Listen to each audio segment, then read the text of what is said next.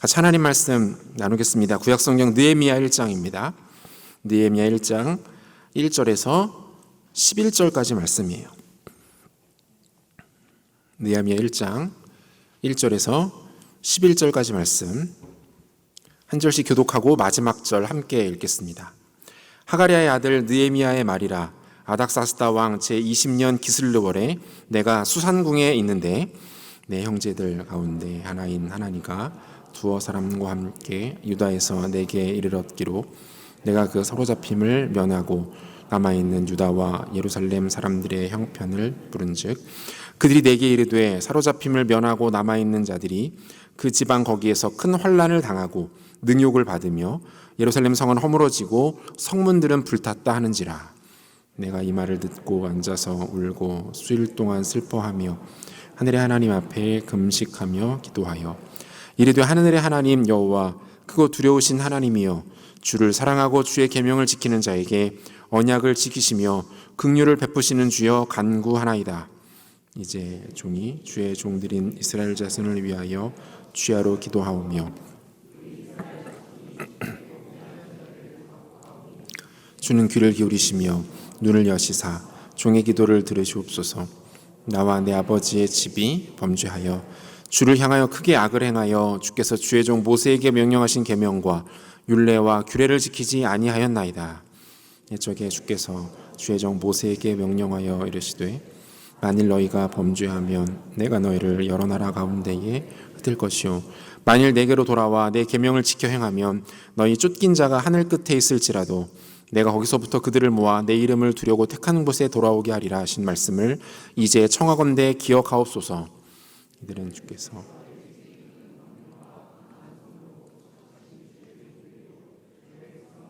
함께 읽겠습니다. 주여 구하오니 귀를 기울이사 종의 기도와 주의 이름을 경외하기를 기뻐하는 종들의 기도를 들으시고 오늘 종이 형통하여 이 사람들 앞에서 은혜를 입게 하옵소서 하였나니 그때에 내가 왕의 술관원이 되었느니라. 아멘. 회복 탄력성이라는 말이 있습니다. 영어로는 resilience라고 하는데요. 이 단어의 뜻 자체는 고무줄을 길게 늘였다가 다시 놓으면 원상태로 돌아오는 힘, 탄성을 말하는 거죠. 최근에는 심리학이나 정신건강의학 쪽에서도 많이 언급되는 개념이기도 합니다. 역경이나 고난을 이겨내는 힘 또는 외부의 충격을 극복해낼 뿐 아니라 오히려 그것을 가지고 성장의 동력으로 사용하는 능력을 가리키는 말이에요. 이 개념이 최근에 들어서 더 각광을 받고 있는데요. 이유가 뭡니까? 현대사회에서 발생하는 수많은 스트레스 그리고 최근에는 코로나19로 인한 외부로부터 오는 부정적 변수들을 잘 대처해야만 하는 시대를 우리가 살아가고 있기 때문이죠. 이런 회복 탄력성은 한 개인의 성격과 습관을 통해서도 정확하게 확인해 볼 수 있습니다. 고려대 의대 한창수 교수가 쓴 무조건 당신 편이라는 책에 보면 회복 탄력성이 좋은 사람들의 특징을 몇 가지로 정리하고 있는데 첫 번째, 현실에 대한 객관적이고 정확한 이해력을 갖고 있다라는 거예요. 자신이 처한 상황 그리고 자신이 가지고 있는 능력을 정확하게 인지한다는 거죠. 또한 그것의 한계에 대해서도 정직하게 인정할 줄 아는 힘들이 이 사람들에게 있다는 겁니다. 두 번째는 낙관적 사고방식입니다. 낙관적 사고방식과 낙천적인 것은 다르죠. 낙천적인 것은 아무 노력도 하지 않고 그저 모든 상황이 잘 되기를 바라는 것을 말하는 거죠. 무책임하고 다소 공허한 생각이에요. 하지만 낙관적 사고방식은 자신의 노력이 가져다 줄 긍정적인 결과, 긍정적인 변화를 기대하는 겁니다. 스스로의 역할과 노력의 유무가 큰 차이가 되는 거죠. 결국 이러한 사고는 한 사람의 삶과 인생에 큰 에너지를 불어 넣는 것들을 보게 됩니다. 마지막 세 번째, 자기 효능감이에요. 자기 효능감은 다른 말로 자아 존중감, 쉽게는 자존감이라고 바꿔도 큰 무리는 없을 것 같은데요. 어떤 상황을 능히 대처할 수 있다는 자신에 대한 신뢰와 지지를 뜻합니다. 그러니까 이러한 모습들이 한 사람이 가지고 있는 회복 탄력성을 아주 결정적으로 좌우한다라고 말합니다. 여러분, 탁월한 회복 탄력성을 가지고 있는 사람에게 나타나는 가장 큰 열매, 궁극적인 열매 뭘까요? 그 사람의 인생 가운데, 삶 가운데 그 전화위복의 모습들, 당장은 어려움을 만나고 화를 만나게 되었지만 그것을 가지고 얼마든지 좋은 결과를 만들어낼 수 있는 능력, 삶의 패턴을 만들어간다라는 거죠. 성장하고 성숙해지고 그것을 통해서 풍성한 열매를 맺는 삶을 살아갈 수 있게 되더라라는 겁니다. 여러분, 이런 의미에서 본다면 저와 여러분, 하나님의 백성들은 탁월한 회복 탄력성을 갖고 있는 사람들이라고 말할 수 있어요. 왜 그렇습니까? 우리의 회복은 우리의 내면에서부터 우리 스스로의 힘으로 시작되는 것이 아니기 때문입니다. 우리의 회복은 우리에게서 시작되지 않아요. 우리의 회복은 오직 하나님께로부터만 오는 것입니다. 하나님 이사야 선지자를 통해서 이렇게 말씀하십니다. 이사야 43장 17절과 18절 말씀인데요. 우리 같이 한번 읽어보도록 합시다. 같이 읽겠습니다. 너희는 이전 일을 기억하지 말며 옛날 일을 생각하지 말라. 보라, 내가 새 일을 행하리니 이제 나타낼 것이라. 너희가 그것을 알지 못하겠느냐? 반드시 내가 광야에 길을, 사막에 강을 내리니. 여러분, 뭐라고 말씀하십니까? 이전 일, 여기에서 이전 일이란 과거의 모든 실패와 수치와 절망과 같은 부정적 사건들과 기억들을 의미해요. 이전 일, 너희가 겪었던 이전 일은 마치 없었던 일처럼 될 것이다. 그리고 새 일이 시작될 것이다. 이 모든 새 일은 나 여호와가 너의 삶 가운데 친히 행할 것이다. 여러분, 이것이 주님께서 말씀하시는 바 아니에요? 그러므로 주님의 이 약속과 말씀을 나의 것으로 믿고 고백하는 자들은 탁월한 회복 탄력성을 갖게 된다라는 겁니다. 그로 인한 놀라운 열매들을 맺게 된다라는 거예요. 반전이 있는 인생, 비록 지금은 어려움에 처해 있고 위기 앞에 서 있다 할지라도 하나님께 허락하시는 회복을 믿고 따라가고 그 은혜를 누릴 때 그 삶 가운데 놀라운 반전이 일어나게 된다라는 거예요. 여러분, 우리는 이러한 영적 회복 탄력성의 실체와 그 구체적인 모습을 느헤미야의 삶을 통해서 확인해 볼 수 있습니다. 오늘부터 다음 주까지 2주에 걸쳐서 우리가 느헤미야의 몇 장면들을 좀 살피면서 어떻게 이런 일들이 한 사람의 삶에, 그리고 그의 삶을 통한 또 다른 영향력으로 흘러갈 수 있었는지에 대해서 한번 생각해 보면 좋겠어요. 북이스라엘과 남유다는 각각 아수르와 바벨론에게 멸망을 당합니다. 하지만 하나님은 이스라엘을 향한 특별한 계획을 갖고 계셨죠. 남유다가 바벨론에게 멸망당한 지 70년이 되는 해가 되자 하나님은 약속대로 그 백성들을 회복시킵니다. 모두 3차례에 걸친 포로기한이 이루어지죠. 1차는 수룹바벨을 통해서 진행되고요. 이때 허물어졌던 예루살렘 성전이 재건됩니다. 2차는 에스라를 통해서 이루어집니다. 에스라는 이스라엘의 영적인 회복을 주도합니다. 성전이라는 하드웨어가 세워졌다면 이제는 영적 회복, 하나님의 말씀이라는 소프트웨어 회복이 필요했던 거죠. 그렇게 2차례의 포로기한을 통해서 이스라엘 백성들은, 그리고 예루살렘은 조금씩 재건되어 가는 것 같아 보였습니다. 그런데 현실은 또 그렇지가 않았던 것 같아요. 그들이 포로로 지냈던 70년의 시간은 생각보다 긴 시간이었습니다. 정치, 사회적 현안들이 그들에게 산적해 있었어요. 게다가 외부의 적들은 이스라엘의 회복을 그다지 달가워하거나 환영하지 않았습니다. 기타 다양한 이유들로 인하여서 이스라엘 백성들은 지금 큰 고통과 혼란을 겪고 있습니다. 이 상황이 느헤미야가 본인의 사명을 깨닫고 본격적인 사역을 시작하는 시대적 환경적 배경이 되는 거죠. 본문 3절입니다. 그들이 내게 이르되 사로잡힘을 면하고 남아있는 자들이 그 지방 거기에서 큰 혼란을 당하고 능욕을 받으며 예루살렘 성은 허물어지고 성문들은 불탔다 하는지라, 이렇게 되어 있어요. 여러분, 여기서 말하는 이 큰 환란과 능욕이란 구체적으로 어떤 것들입니까? 사회 경제적 문제를 말하는 거예요. 당장 그들의 생계가 보장되지 않았습니다. 기본적인 일상을 안전하고 평안하게 살아가는 것이 허락되지 않았고요. 한마디로 공동체가 안정적으로 존속되는 데 있어서 큰 어려움을 겪고 있었다라는 거죠. 예루살렘 성과 성문의 파손은 정치적, 외교적 문제가 있었다는 것을 뜻합니다. 외부 세력의 공격으로부터 이들이 자유롭지 못했다는 거예요. 다음 세대의 문제, 특별히 교육의 문제도 이들에게 심각하게 나타납니다. 오늘 본문에는 이 내용이 소개되고 있지는 않지만 느헤미야 13장 23절과 24절을 보면 이스라엘의 이 귀중한 영적인 유산이 다음 세대들에게 제대로 전승되지 못하고 있는 안타까운 현실이 드러나요. 볼까요? 그때 내가 또 본즉 유다 사람이 아스돗과 암몬과 모압 여인을 맞아 아내로 삼았는데 그들의 자녀가 아스돗 방언을 절반쯤은 하여도 유다 방언은 못하니 그 하는 말이 각 족속의 방언이므로, 이렇게 돼 있어요. 유대인들이 사용하는 언어 히브리어, 히브리인들이 히브리어를 말하지 못합니다. 말하지 못하니까 당연히 읽지도 못했겠죠.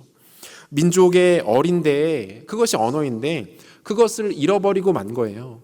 다음 세대가 그들의 언어를 잃어버리게 된 겁니다. 결정적으로 이들의 자녀들이 히브리어를 읽지 못하다 보니 그들은 하나님의 말씀인 율법책을 제대로 읽지 못합니다. 제대로 접하지 못해요.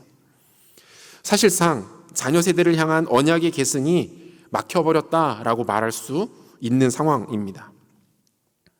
여러분, 한 나라의 건전성, 한 나라의 발전 상황을 설명할 수 있는 다양한 것들이 있겠죠. 그 중에서도 가장 중요한 것들 뭡니까? 경제 문제, 그죠? 그리고 교육에 관한 현안들 아닙니까? 다음 세대를 향한 문제들이잖아요. 개인이 자신의 미래를 준비함에 있어서도 이 두 가지는 절대로 빠지지 않는 중요한 이슈가 됩니다. 경제적인 문제와 그리고 교육에 대한 문제. 여러분들 조금 더 이제 어른이 되시면 자녀들을 두게 되실 텐데 이 자녀 교육에 대한 문제가 절대로 간과될 수 없는 것이죠. 그래서 우리나라도 그 헌법상 부총리를 2명을 세우는데 한 명을 경제부총리, 또 한 명을 교육부총리, 이렇게 2명을 세우죠. 그만큼 이 두 가지 현안이 국가를 운영하고 국가를 계획해 나가는 데 있어서 중요하다는 것을 말하는 것 아닐까요? 여러분, 지금 뭡니까? 포로 귀환을 통해서 예루살렘에 거주하게 된 이스라엘 백성들, 그들의 공동체가 아주 심각한 위기 앞에 서 있다는 것을 보여주고 있는 거예요. 당장을 살아가는 것이 쉽지 않았고, 그리고 내일을 기약하는 것이 너무 절망적이었던 이스라엘 공동체 자체가 사실상 마비된 상태를 우리는 지금 보고 있는 것이죠. 사랑하는 여러분, 이 본문에 나타난 이스라엘 백성들의 모습은 안타깝게도 곧 우리들의 모습이기도 합니다. 다른 표현도 필요 없어요. 그야말로 총체적 난국, 큰 어려움이 우리 앞에 직면해 있습니다.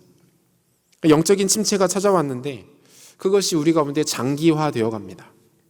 이제는 회복에 대한 열망마저 남아있지 않은 것처럼 보여요. 우리의 미래와 앞날에 대한 계획들 어떻습니까? 취업, 진학, 사업, 결혼, 우리 진로에 대한 것들에 여러분 정확한 무언가가 보이십니까? 실체들이 보이나요? 계획하고 준비한 대로 길들이 바로바로 열리고 목표한 바들이 여러분 잘 성취되고 있습니까? 쉬운 것이 하나 없는 거죠. 그렇다고 우리가 노력을 덜 했나요? 준비를 게을리했기 때문에 이런 어려움을 당하고 있는 것입니까? 그렇지 않아요. 우리가 살고 있는 이 시대에 사회 생태적 한계가 분명히 존재합니다. 사회 구조적인 문제들이 개인의 노력이나 역량과 관계없이 우리를 어렵게 만들고 있다는 것을 부인할 길이 없습니다. 어디 이뿐입니까? 관계에 있어서의 문제, 가정에서의 문제, 수많은 위기와 어려움들이 오늘 우리를 둘러싸고 있는 것 같은 그야말로 사면초가의 상황으로 우리를 몰아넣고 있는 것 같은 느낌들을 우리는 거의 매 순간, 거의 모든 순간 경험하며 하루하루를 살아가고 있는 것 아닙니까? 여러분, 이런 상황 가운데 해법이 뭘까요? 어떻게 풀어가야 할까요? 특별히 하나님은 여전히 우리를 사랑하신다고 말씀하시고 우리 인생을 책임지시겠다 선언하시는데 그 하나님은 과연 우리의 생을 어떻게 풀어가기를 원하실까요? 이스라엘 백성들의 이 총체적 난국을 극복하기 위한 하나님의 방법이 오늘 본문에 나타납니다. 그것은 뭡니까? 사람이에요. 사람. 하나님은 이 어려움과 위기 앞에 사람을 준비시키시는데요. 느헤미야를 준비시켜서 그를 사용하시죠. 인류가 문제를 해결하고 국가와 공동체를 이끌어가는 다양한 방식들이 역사 가운데 존재했습니다. 지금도 이것 때문에 사람들은 참 많은 노력을 해요. 제도와 법률을 만들고 다양한 사회 규칙과 단체들을 세우기도 합니다. 과학과 기술을 활용하고 최근에는 인공지능의 도움을 받기도 합니다. 그런데 여러분, 가장 중요한 방법, 시대를 이끌어가고 특별히 하나님께서 당신의 나라를 꾸려가시는 가장 확실한 방법 무엇입니까? 사람이에요, 사람. 특별히 하나님의 방식은 언제나 그랬습니다. 하나님은 당신의 구속사와 하나님 나라를 이 땅 가운데 펼쳐 가실 때에 언제나 사람들을 사용하셨던 것들을 보게 돼요. 예수님께서 인간의 몸을 입고 이 땅에 오셔서 3년간의 공생의 삶을 살아가십니다. 이 3년 동안 예수님께서 가장 심혈을 기울여서 하신 일 뭐였습니까? 제자 훈련. 그죠? 그 12명의 별 볼 일 없어 보이는 사람들을 부르셔서 다른 것 하지 않으세요. 그들을 위한 특별 강좌를 편성하시고 무슨 과정을 만드시고 테스트를 하시고 그렇게 하지 않으세요. 3년간 그들과 동거동락하시면서 자신의 삶을 모두 보이시고 그들을 온전한 하나님의 사람들로 길러 가십니다. 오순절 마가다락방에 모였던 120명의 사람들이 그날 충만하게 임했던 성령의 능력을 경험하고 변화됩니다. 그렇게 변화된 120명의 사람들은 예루살렘 전 지역을 놀랍게 변화시켰고 그 주변과 지중해 연안 그리고 오늘까지 이 시대 가운데 하나님의 교회의 위대한 원동력으로 쓰임받았던 것들을 보게 돼요. 초대교회와 사도행전의 역사 또한 어떻습니까? 하나님의 손에 붙들림 받은 성령의 사람들이 써내려간 역사 아닙니까? 물론 그 배후에서 하나님께서 주도적으로 일하시지만 하나님의 절대적 도구, 하나님의 원픽, 그건 뭐였어요? 사람들이에요, 사람. 하나님은 언제나 사람을 통해 일하시기를 기뻐하셨다라는 거예요. 여러분, 오늘날도 동일합니다. 그분의 방식이 바뀌지 않았어요. 하나님을 사랑하고 그 마음을 정확하게 읽어낼 줄 아는 한 사람, 소수의 그룹, 작지만 하나님 앞에 집중된 공동체, 그것만 있으면 하나님은 얼마든지 당신의 뜻을 이 땅 가운데 펼치실 수 있다라는 거예요. AI와 로봇, 최첨단의 기술들이 세상을 바꾸어 놓는 것 같고 시대에 거대한 한 획을 긋는 것 같아 보이지만 그렇지 않아요. 결국 이 모든 것들을 움직이고 가능하게 하는 것의 정점에도 뭐가 있는 겁니까? 사람이 있는 거 아니에요? IT 세상이 더욱더 깊어지고 폭넓어져 가면서 상대적으로 더욱 주목되고 강조되는 건 뭐예요? 인문학 아닙니까? 인문학에 대해서 그렇게 사람들이 관심 갖고 예찬하잖아요. 인문학이 다루는 게 뭡니까? 사람이잖아. 사람을 이해하고 사람들의 모임인 공동체를 이해하는 것, 그것의 연속으로 나타나는 역사를 이해하는 것, 여러분 이게 인문학 아니에요? 세계 굴지의 IT 기업 대표들에게 나타나는 공통점 뭡니까? 그들이 지독한 인문학 심취한 사람이었다는 거죠. 지독한 책벌레들이었다는 거예요. 뭐 자기 자녀들한테는 어른 되기 전까지 스마트폰, 태블릿 이런 거 손에 쥐어지지도 않는다면서요. 종이책 주고 손에 펜 쥐어주고 글 쓰라고 이야기한대요. 그 세상의 기술이 정점을 향해 달려가고 있는 것 같지만 이 모든 것의 핵심에는 뭐가 있는 거예요? 사람이 있는 거예요. 요셉과 다니엘은 각각 거대 제국 애굽과 바벨론의 지도자 역할을 감당했던 오피니언 리더들이었습니다. 우리는 이 사람들에 대해서 말할 때 어떻게 이 사람들을 소개합니까? 하나님의 능력에 붙들린 사람들, 그죠? 하나님의 손에 쓰였던 사람들, 하나님의 영이 임했던 사람들이라고 말하지 않아요? 하나님의 방식, 하나님의 솔루션이 다른 것에 있지 않다는 거예요. 사람입니다. 하나님은 사람에 관심을 가지세요. 하나님의 마음에 합당한 사람들을 오늘도 찾고 계시고 여러분 한 사람 한 사람을 지켜보시면서 여러분들을 통해서 일하시기를 하나님 기뻐하신다라는 겁니다. 우리 개인이 당한, 시대가 당한 위기와 어려움을 극복하는 방식도 동일해요. 이 시대의 어려움을 하나님은 반드시 사람을 통해서 돌파하게 하십니다. 우리 개인이 당한 위기와 어려움에 대해서도 마찬가지입니다. 하나님의 방식은 뭐예요? 우리가 맞는 환경, 우리가 처한 문제를 다루시지 않습니다. 하나님은 먼저 여러분들 자신을 다루실 겁니다. 여러분 각자를 다루실 겁니다. 그리고 그 어려움을 극복하실 수 있도록 도우실 거예요. 버티고 견딜 힘을 주실 거고요. 극복할 수 있는 지혜와 명철을 허락하십니다. 하나님은 우리의 문제와 어려움을 해결하시기 위해서 먼저 무엇을 하십니까? 우리 자신을 만지신다는 거예요. 우리의 죄악과 허물과 연약함을 직면하게 하시고 그리스도의 보혈로 그것들을 깨끗하게 씻으시고 우리가 가지고 있는 잘못되고 왜곡된 생각과 가치관들을 깨뜨리실 겁니다. 우리의 나쁜 습관들 일일이 다 하나하나 뜯어 고치신다는 거예요. 더 성숙하고 깊은 인격과 삶으로 우리를 이끌어 가시기 위해서 하나님은 먼저 우리 자신을 다루신다라는 거예요. 그러므로 여러분, 위기를 만나고 어려움을 겪을 때일수록 뭐 해야 됩니까? 방법 찾는 것이 아니라, 외부의 도움을 구하는 것이 아니라 먼저 뭐 해야 돼요? 하나님 앞에 나 자신을 정직하게 세우는 것이 먼저예요. 아니, 이게 전부 다예요. 문제가 많이 쌓여 있습니까? 어떻게 뚫고 나가야 될지 모르겠습니까? 감당하지 못하는 환경의 변화들이 나에게 찾아옵니까? 그것이 문제가 아니라니까요. 하나님 앞에 나를 정직하게 세우는 게 먼저입니다. 그거가 되면 그 다음에는 되는 거예요. 여러분, 내일부터 한 주간 특별 새벽 기도회 진행하는데 여러분 이 작업 하시기를 바라요. 하나님 앞에 여러분 정직하게 세우십시오. 문제, 환경, 상황 다 내려놓고 먼저 하나님께서 나를 다루시기를 원하신다라는 사실을 기억하고 나를 하나님 앞에 세워드리는 일들을 여러분 먼저 하시라는 거예요. 오늘 본문에 등장하는 느헤미야도 마찬가지 아닙니까? 이스라엘이 처한 위기 앞에서 주님의 방식은 느헤미야였습니다. 느헤미야를 부르시고 그에게 당신의 마음을 나누어 주시고 그로부터 하나님의 사역들이 풀어가도록 하나님은 당신의 계획들을 펼쳐 나가십니다. 느헤미야에게서 나타났던 이 영적 회복 탄력성의 모습 두 가지로 한번 정리하겠습니다. 영적 회복 탄력성에 있어서 중요한 요소 첫 번째는 공동체적 영성이 중요해요. 공동체적 영성, 그 공동체적 관점이 필요하다라는 것이겠죠. 느헤미야에게는 굳이 이스라엘 공동체를 향한 하나님의 마음이 필요하지 않았습니다. 이게 무슨 말이에요? 이 느헤미야가 지금 어떤 위치에 올라 있습니까? 이 페르시아의 고위공직자거든요. 보면 11절 이하부터 2장 1절까지를 보니까 그때 내가 왕의 술관원이 되었느니라.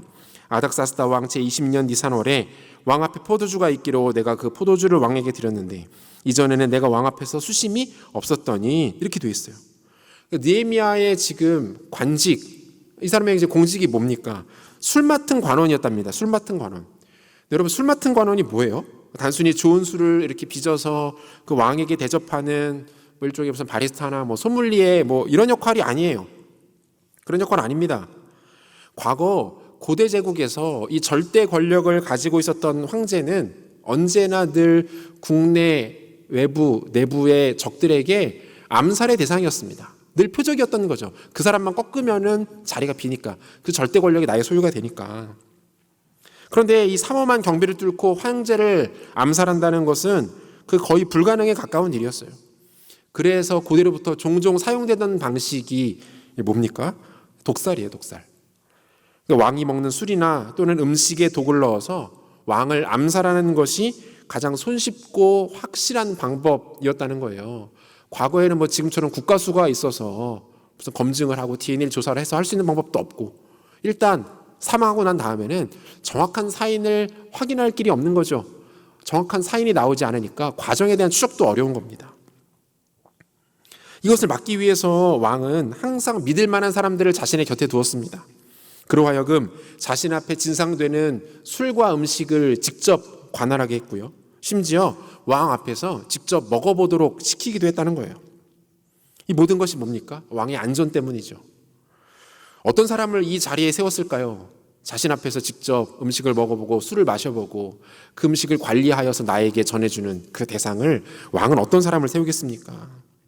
그야말로 무조건 믿을 수 있는 사람, 절대적으로 신뢰할 수 있는 사람, 얘라면 되겠다. 얘라면 절대로 딴 마음 품지 않는다라고 확실하게 믿을 만한 사람을 그 자리에 세우지 않았겠습니까? 게다가 술관원은 어때요? 왕의 술친구 역할도 할 수 있어야 했습니다. 왕이 혼자 그걸 마시는 것이 아니라 야, 그러지 말고 너도 한잔 해라. 서로 이렇게 주면서, 그죠? 이 분위기를 내가 이렇게 잘 알지 왜? 어쨌든 뭐 이렇게 뭐 그런 분위기들이 이렇게 나오지 않았을까요? 저도 들은 겁니다. 그랬대요. 그 자리에서 이 술 맡은 관원은 뭘 합니까? 왕과 이 국가 운영의 전반적인 사안에 대해서 이야기를 나누기도 하고 외교와 국방 등의 이슈에 대해서도 자유롭게 대화할 수 있을 정도의 탁월한 식견과 안목 그리고 높은 수준의 교양을 갖추고 있어야만 했다는 거예요. 한마디로 느헤미야는 어떤 사람입니까? 지금으로 따지면 그 절대 권력자의 총애를 받는 그 가장 근거리에서 그를 보좌하고 그를 보필하는 비서실장 같은 역할을 하고 있었던 사람이었다는 거예요. 그 넓고 광활한 페르시아 제국 내에서도 최고 엘리트 중에 한 사람이었어요. 페르시아 핵인싸였던 거예요. 여러분, 그런 그가 굳이 예루살렘 70년 전에 망해버린 조국, 자신에게는 아무것도 해준 것이 없고 오히려 부담스럽기만 한, 자신에게 늘 꼬리표처럼 따라다니기만 했던 그 부담스럽기만 한 그 땅과 그곳의 사람들의 마음을 줄 이유가 있었을까요? 그들의 후손들에 대해서, 그 비참한 상황에 대해서 부담감을 느낄 필요가 있었을까요? 그렇지 않았을 거예요. 굳이 그가 눈을 감고자 했다면 그것을 보지 않아도, 신경 쓰지 않아도 그 누구도 그를 비난하거나 원망하지 못했을 거라고요. 그런데 어떻습니까? 느헤미야 달랐어요. 여기에 바로 느헤미야의 탁월함이 있는 것이죠. 그는 자신의 형제인 하나니로부터 소식을 듣습니다. 어떤 소식이에요? 예루살렘에 머물고 있는 유대인들이 지금 비참한 지경에 처해 있다라는 얘기였어요. 이 소식에 느헤미야는 이렇게 반응합니다. 보면 4절, 내가 이 말을 듣고 앉아서 울고 수일 동안 슬퍼하며 하늘의 하나님 앞에 금식하며 기도하여. 느헤미야가 뭐 합니까? 동족의 비극과 아픔에 대하여 공감해요. 그죠? 그것을 마치 자신의 아픔처럼 여기고 있었다. 함께 아파했더라. 이뿐이 아닙니다. 그는 이 모든 일이 어떻게, 왜 나타났는지까지 아주 정확하게 이해를 하고 있더라는 거예요. 보면 6절과 7절, 이제 종이 주의 종들인 이스라엘 자손을 위하여 주야로 기도하오며 우리 이스라엘 자손이 주께 범죄한 자들을 자복하오니 주는 귀를 기울이시며 눈을 여시사 종의 기도를 들으시옵소서. 나와 내 아버지의 집이 범죄하여 주를 향하여 크게 악을 행하여 주께서 주의 종 모세에게 명령하신 계명과 율례와 규례를 지키지 아니하였나이다. 뭐라고 말하고 있는 겁니까? 하나님 앞에 기도하면서 그 조상들의 죄와 실패에 대해서도 깊게 통감하고 있습니다. 책임을 느끼고 있는 거예요. 근데 여러분 생각해 보십시오. 느헤미야의 책임입니까? 느헤미야에게 어떤 잘못이 있는 거예요? 아니에요. 느헤미야는 이렇게 말할 수 있었다고요. 적어도 난 아닌데, 이것을 과연 내 책임이라고 할 수 있을까? 나는 그렇지 않은데 라고 생각할 수도 있었을 거예요. 그런데 느헤미야의 관점은 전혀 다릅니다. 다른 관점을 가져요. 공동체적 역사의식이 그에게 있었다는 거예요. 여러분, 이것은요, 느헤미야가 자신과 이스라엘 민족 공동체를 동일시하지 않으면 결코 가질 수 없는 시각이었습니다. 이스라엘 역사기에서 가장 어두웠던 시대, 절망적인 시대를 꼽으라면 사사시대를 꼽을 수 있죠. 그리고 내일부터 매일 성경을 통해서도 우리가 이제 사사기를 본격적으로 만날 수 있게 되는데요. 사사시대를 대표하는 수많은 문제들이 있습니다. 문제투성이에요. 그런데 그 문제들의 중에서도 핵심 중 하나가 뭡니까? 이거예요. 공동체적 의식과 역사의식의 실패. 공동체적 의식과 역사의식의 실패가 나타나니까 한 공동체와 민족이 너무 손쉽게 무너져 내리더라는 거예요. 사사기 2장 10절 보니까 이런 말씀이 있습니다. 그 세대의 사람도 다 그 조상들에게로 돌아갔고 그 후에 일어난 다른 세대는 여호와를 알지 못하며 여호와께서 이스라엘을 위하여 행하신 일도 알지 못하였더라.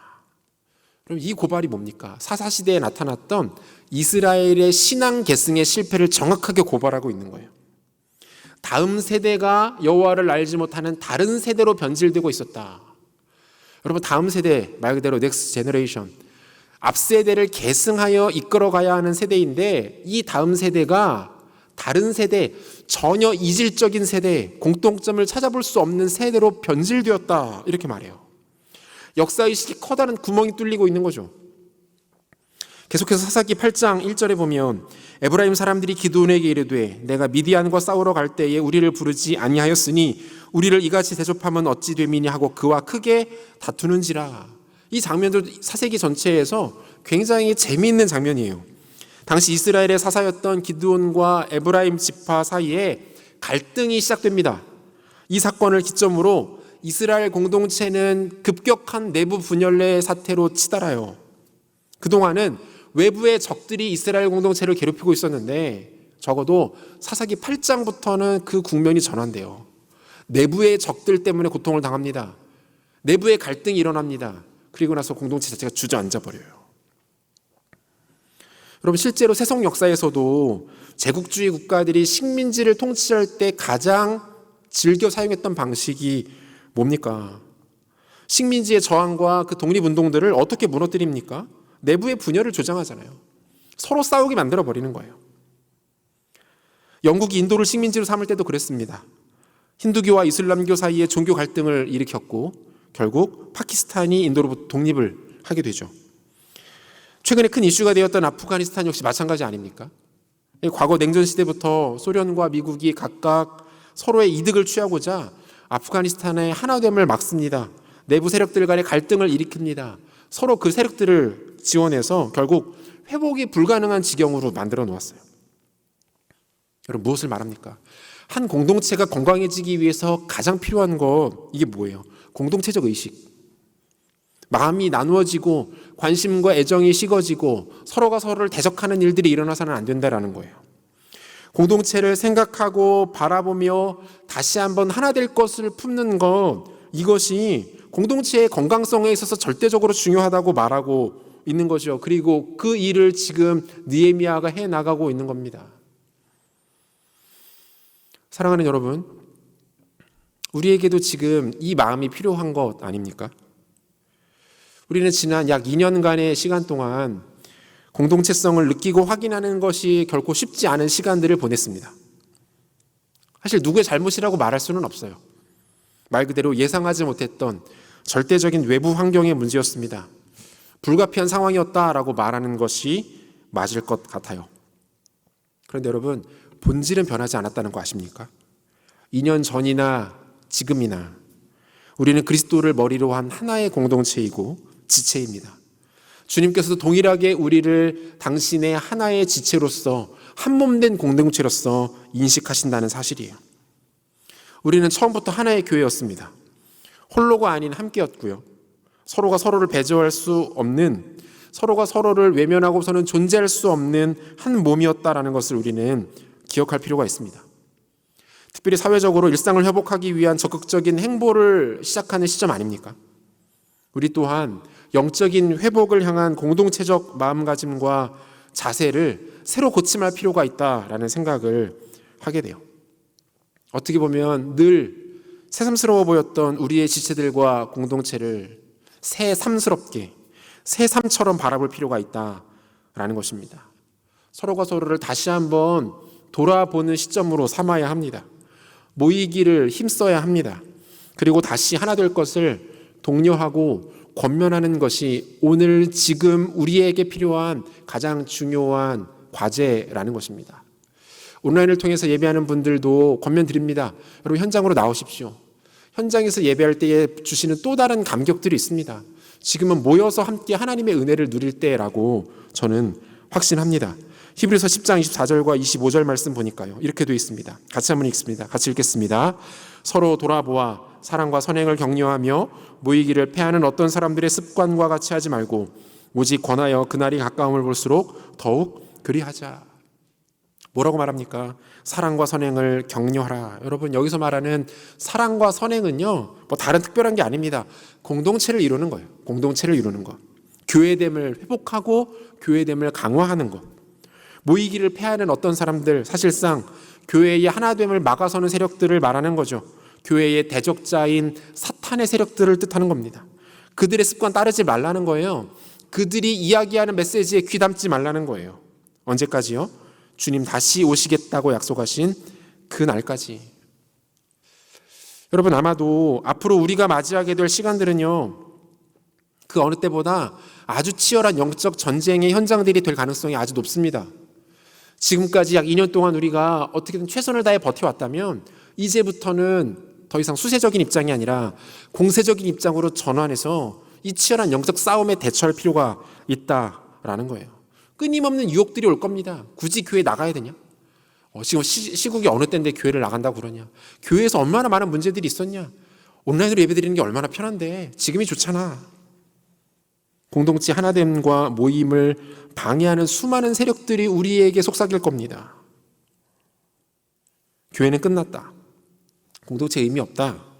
굳이 현장 예배 나갈 필요 있냐? 여러분, 우리가 특세에서 교회를 주제로 말씀을 나누고 기도하는 이유도 마찬가지예요. 지금은 공동체적 영성이 우리에게 절실히 필요할 때입니다.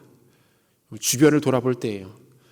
공동체를 각자 일으켜야 할 때입니다. 멀어졌던 사람들에게 여러분 연락하십시오. 그들에게 다가가십시오. 그들에게 함께 하자고 손을 내미십시오. 그것이 그 영혼을 살리는 일이고 여러분들의 영혼을 살리는 일뿐만 아니라 우리 공동체를 다시 한번 힘있게 세우는 가장 확실한 방법이라는 것 기억하시고 느헤미야처럼 공동체적 영성을 우리 안에 견고하게 함을 통해서 하나님의 놀라운 회복을 경험하는 우리 모두가 되시기를 소원합니다. 영적 회복 탄력성에 있어서 중요한 요소 두 번째는요, 기도와 반응이에요. 프레이 앤 액션입니다. 여러분, 느헤미야서는 이렇게 시작해요. 본문 1장 1절이죠. 하갈의 아들 느헤미야의 말이라. 아닥사스다 왕 제20년 기슬루월에 내가 수상궁에 있는데. 느헤미야의 그 주인공이 기본적인 자기 프로필, 또 자기 상황에 대해서 소개를 하면서 시작이 돼요. 근데 여기서 눈에 띄는 표현 하나가 있죠. 느헤미야의 말이라 이렇게 돼 있어요. 여기서 말이라는 말이 히브리어로 다바르라는 단어인데, 이 다바르라는 단어는요, 이렇게 입 밖으로 말을 내뱉다 했다 할 때 그런 말, 이런 의미도 가지고 있지만 동시에 이 다바르는 한 사람의 행적, 그 사람의 행동, 그 사람의 삶 전체라는 뜻도 같이 갖고 있어요.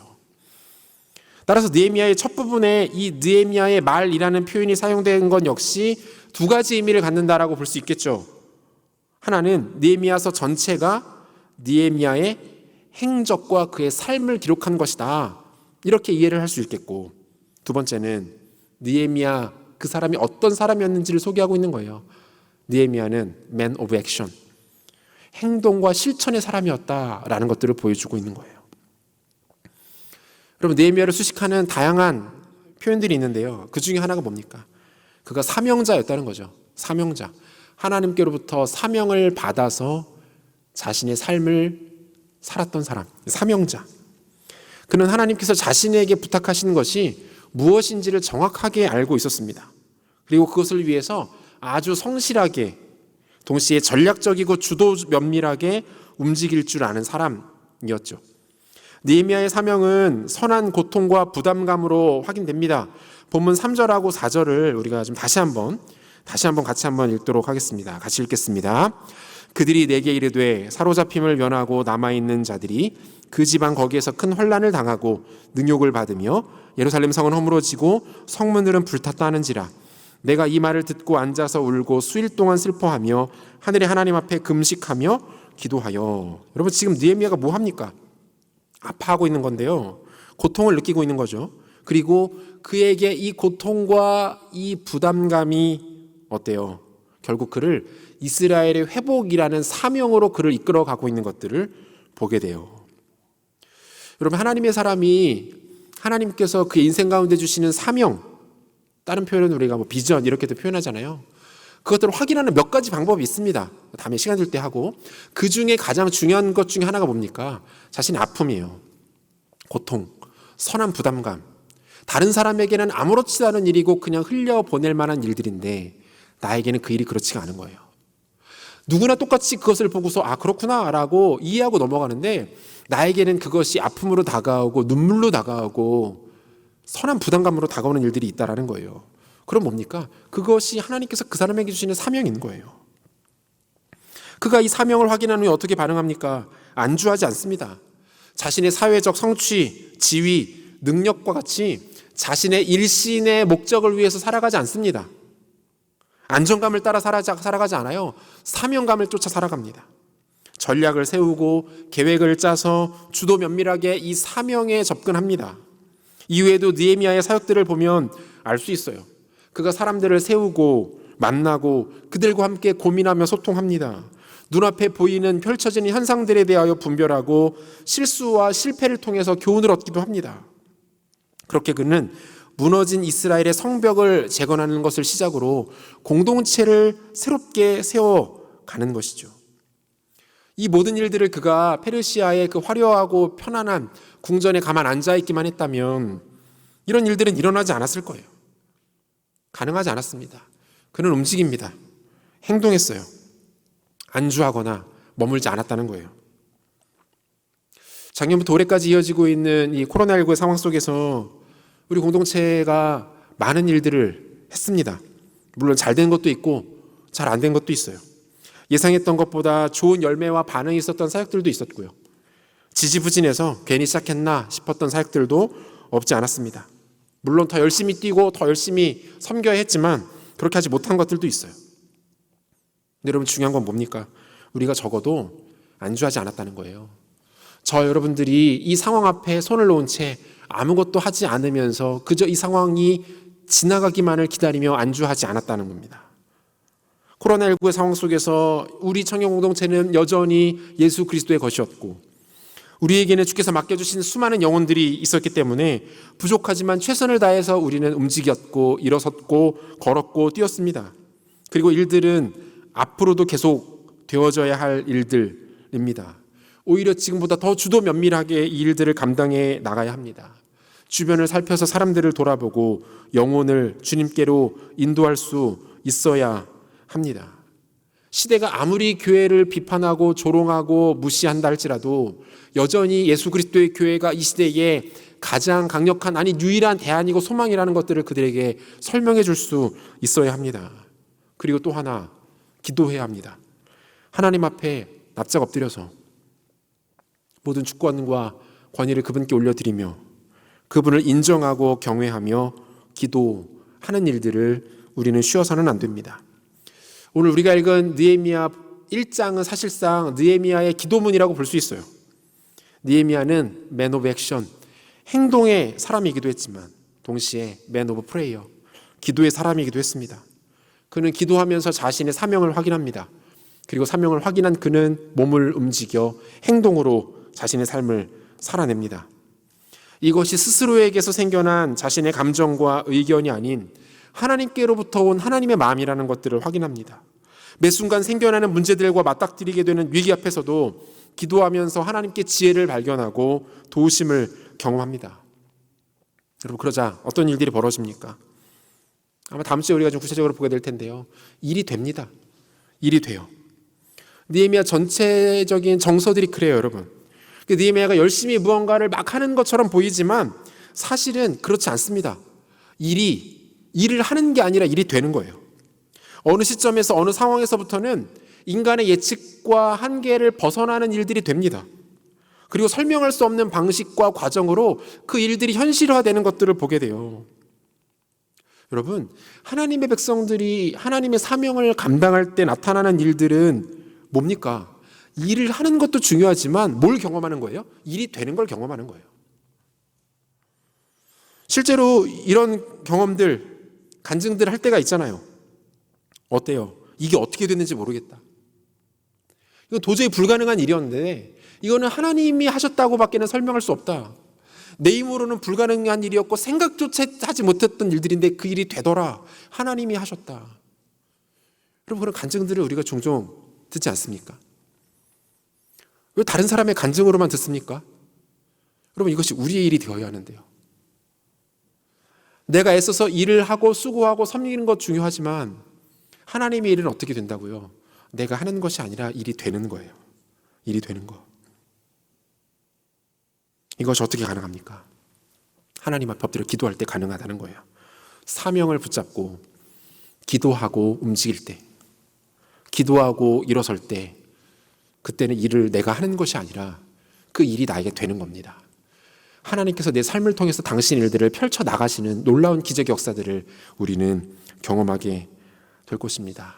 특별히 내일부터 시작되는 한 주간의 특세를 통해서 여러분, 우리 모두가 일을 하는 것을 넘어서 일이 되는 것을 경험하는 은혜를 누리시기를 바랍니다. 하나님께서 주시는 마음이 무엇인지를 발견하십시오. 그거 붙잡고 기도의 자리로 나가 엎드리십시오. 그리고 움직이십시오. 일어서 걸으십시오. 앞으로 나가십시오. 그때 일이 될 겁니다. 일이 되는 일의 인생을 살아가는 지혜로운 성도들 되시기를 소원합니다. 말씀 맺겠습니다. 예루살렘이 무너질 때는 속수무책이었어요. 불가항력적인 외부의 힘이 작용했습니다. 그리고 그들은 그저 손을 놓고 구경할 수밖에 없었습니다. 그런데 이제는 달라요. 하나님은 느헤미야를 부르셨고요. 그를 공동체 회복의 선봉장으로 세우십니다. 그가 순종하고 기도하고 움직이자 공동체는 다시 꿈틀거리며 일어나기 시작합니다. 사랑하는 여러분, 하나님께서 여러분들을 이 시대의 느헤미야로 부르십니다. 우리 공동체의 느헤미야로 우리를 부르십니다. 우리 안에 여전히 살아 꿈틀거리는 공동체적 DNA를 잠재우지 마십시오. 꺼내어 작동시키세요. 주변을 돌아보고 우리의 지체들에게 손 내밀기를 게을리하지 마십시오. 기도하며 움직이고 엎드리고 행동하기를 멈추지 마십시오. 여러분, 그때 비로소 공동체는 비상하게 될 것입니다. 우리가 부흥이라는 단어를 꿈꾸고 좋아하고 사모합니다. 다른 게 부흥이 아니에요. 하나님이 일으키시는 회복, 하나님께서 주도하시는 회복, 여러분, 그것이 부흥이고요. 하나님께서 느헤미야를 그렇게 쓰셨던 것처럼 이 시대에 또 다른 느헤미야를 통해서 하나님은 우리 공동체 안에 이 일들을 이루실 것입니다. 이 부르심 앞에 순종으로, 기도로, 반응함을 통해서 하나님 앞에 참된 느헤미야로 선택되어 쓰임받는 우리 모두가 되시기를 우리 주 예수 그리스도 이름으로 축원합니다.